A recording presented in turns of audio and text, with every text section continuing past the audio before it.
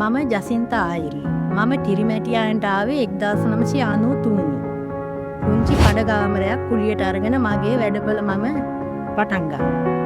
කොහොම වැඩ කරගෙන ඉන්නකොට මම 2002 සනස සමිතියට බැඳිලා සමාජිකත්වයේ ගත්ත අංක 532 මගේ සමාජයට.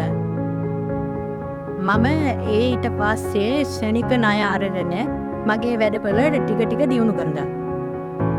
ඔය වගේ කාලයක් කරගෙන යද්දි මං පිරිමැටියාන පෙනියානේ කවුරුගෙන් තර්චස් 10ක් ඉඩමක් අරගත්තට මට කඩේ හදාගන්න තරම් බක්කමක් පිළිවෙන්නේ නැහැ. එතකොට සනස තමා මට වැඩක් දෙන්නේ. ඊයක කාලේ නයන් නීලා මට කඩේ ස්ථිරව කඩේ හදාගන්න පිවිත වුණා.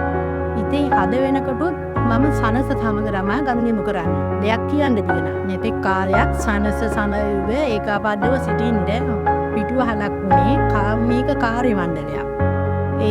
ඒස් මොකද අපිට නොදන්න දෙයක් දැනගන්න පුළුවන්. වරදින දෙයක් ඒගොල්ලන්ගේ කියලා හදාගන්න පහන් ඒ වගේ ඒගොල්ලන්ගේ තියෙන ආදරේ කරුණාවන්සකම මෙච්චර කාලයක්ම නොරනවාම සනස සමග සම්බන්ධ වෙනවා. ඒ වගේම කිරිනැටියාර සනස සමිතියට අවුරුදු 35ක් තිරෙන මේ මොහොතේ මුළු හදවතින්ම මගේ සුබ පැතුම් පතනවා. ස්තුතියි.